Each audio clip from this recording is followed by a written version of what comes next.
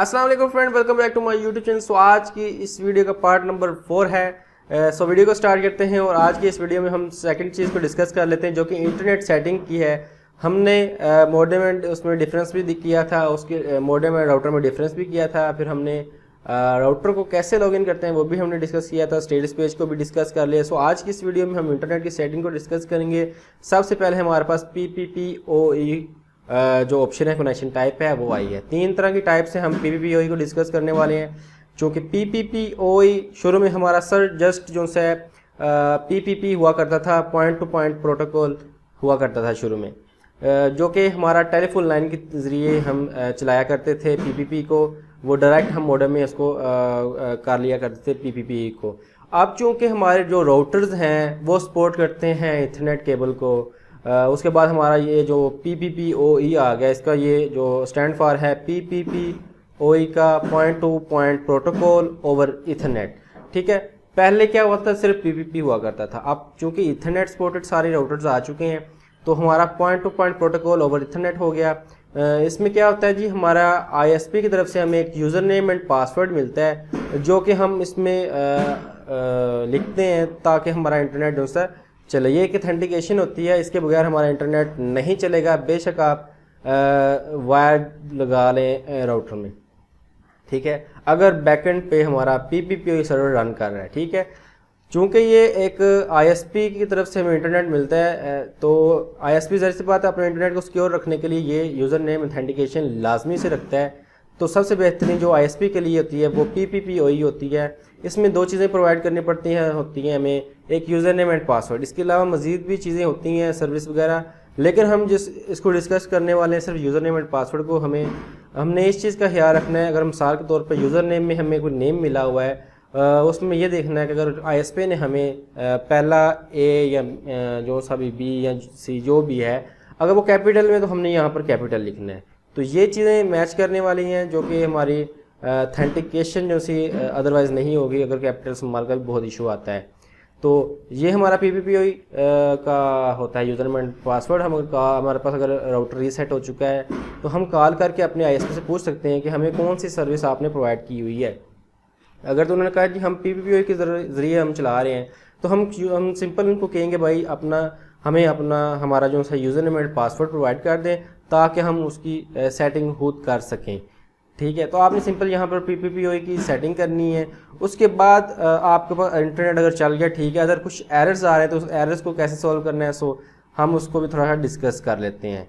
सो यहाँ पर देखें, अगर तो आपका इंटरनेट जो सा आपका यूज़र नेम एंड पासवर्ड बिल्कुल ओके है, हर चीज़ ओके है, वायर भी राउटर की वैन के अंदर लगी हुई है, तो आपका ये इंटरनेट सर्व होना शुरू हो जाएगा। अदरवाइज़ अगर कुछ इस तरह का एरर आ रहा है, वैन port disconnect please connect ethernet cable with internet connected to the port.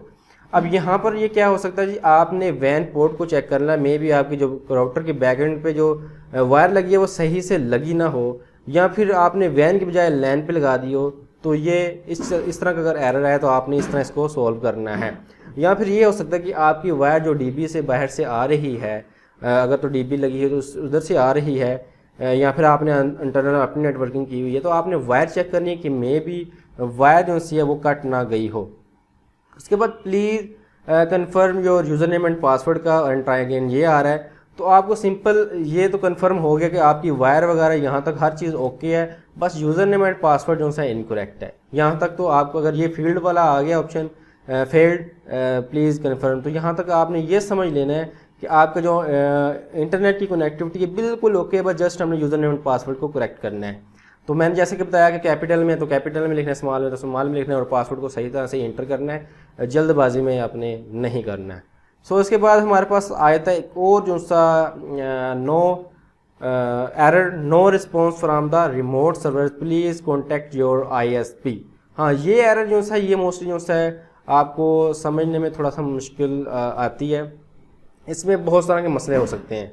Number 1, हमारी जो सी वायर है वो उसमें वैन की लाइट भी होने के बावजूद भी हमारा इंटरनेट नहीं चाह रहा था। उसमें ये हो सकता है आपकी जो वायर है, वायर के अंदर होती हैं 1 2 3 एंड 6, यानी कि 8 तारे होते हैं, लेकिन 4 पे हमारा इंटरनेट चल रहा होता है क्योंकि हमारा जो राउटर जो ये वाला राउटर है ये 100 MB की पोर्ट वाला है, इसमें सिर्फ 4 का हमें यूज़ होता है।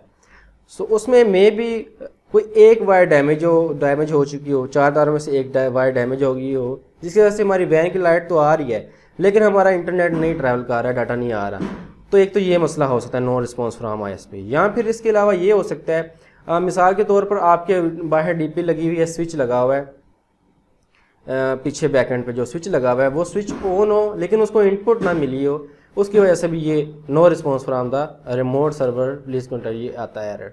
यानी कि वैन आ रही होती है लेकिन जो वैन आ रही है वो स्विच के थ्रू अगर आ रही है तो उसके बैकएंड पे जो मीडियम है उसमें प्रॉब्लम हो सकती है, चाहे वो एक मीडिया कन्वर्टर लगा है, चाहे वो ONG लगा है, चाहे वो स्विच के आगे स्विच लगा हुआ है तो मे भी पीछे वाला स्विच बंद हो, तो ये वाला ये इशू हो सकता है। ये एक ISP प्रोवाइडर के लिए या जिनको ये एक्सेस है वो बॉक्स वगैरह चेक करने की तो वो ये कर सकते हैं, वैसे तो ये ISP के जो प्रोवाइडर है उनका काम है।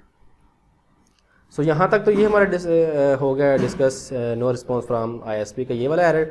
उसके बाद आता है हमारा जो dial-up connection succeeded but internet inaccessible. हाँ जी, ये इस तरह होता है कि अगर तो मिसाल के तौर पर आपका डायल-अप यानी कि सक्सीडेड हो गया, यानी कि आपकी वायर कनेक्टिविटी हर चीज़ ओके हो चुकी है, अब हो सकता है कि आपके जो बैकएंड पे जो आपके ISP है उनका जो सर्वर है वो भी आपको एक PPPoE यूज़र एक्सेस कर रहा है, यानी कि यूज़र एक्टिव हो गया है लेकिन उनके पास जो इंटरनेट ना हो, ठीक है, ये भी मसला हो सकता है। यानी कि उन्हीं के पास जो उनके ISP प्रोवाइडर के पास से इंटरनेट आ रहा है उनका इश्यू हो, सर्वर इनका सही चल रहा हो लेकिन बैकएंड से उनके पास इंटरनेट ना आ रहा हो, तभी ये by dial up connection succeeded but internet inaccessible आ रहा होता है। या इसके अलावा ये हो सकता है कि उनके पास प्रॉपर इनकी कॉन्फ़िगरेशन ना हुई हो, या फिर ये हो सकता है कि अगर उन्होंने थ्रू ONG जो आपको इंटरनेट दिया हुआ है तो ONG जो सिग्नल जो है जो इंक्रीज़ होने की वजह से, यानी कि अगर आप देखा जाए तो वैसे डिक्रीज़ होने की वजह से, बहुत कम होने की वजह से आपका ये डायल-अप सक्सीडेड हो सकता है और इंटरनेट इनएक्सेसिबल होता है। यानी कि समटाइम ऐसे होता है कि सिग्नल जो है -27 तक सपोर्ट कर रहा होता है। ONG का एक फाइबर की डिवाइस होती है, हम उसको भी डिस्कस करेंगे, लेकिन मेरा बताना यहाँ पर ज़रूरी है जो से इस चीज़ को समझते हैं उनके लिए। सो जो ONG लगा होगा बाय DP में उसका सिग्नल में भी डिक्रीज़ हो गया हो। सो यहाँ तक तो ये हो गया हमारा dial up connection succeeded but no internet access. बाकी के एरर्स हैं फिर डिस्कस करेंगे क्योंकि वो हमने नेक्स्ट जो टाइप्स हैं उनके अंदर वो एरर्स हमें मिलेंगे। तो यहाँ तक के जो एरर्स हैं हमने डिस्कस कर लिया हुआ, इंटरनेट PPPoE की सेटिंग भी हमने डिस्कस कर ली। सो उम्मीद है दोस्तों आपको PPPoE की समझ आ गई होगी, ये क्या चीज़ है, इसके एरर्स कैसे होते हैं और इसको हमने रिजॉल्व कैसे करना है। सो मिलते हैं अगली वीडियो में, तब तक के लिए अल्लाह हाफिज़।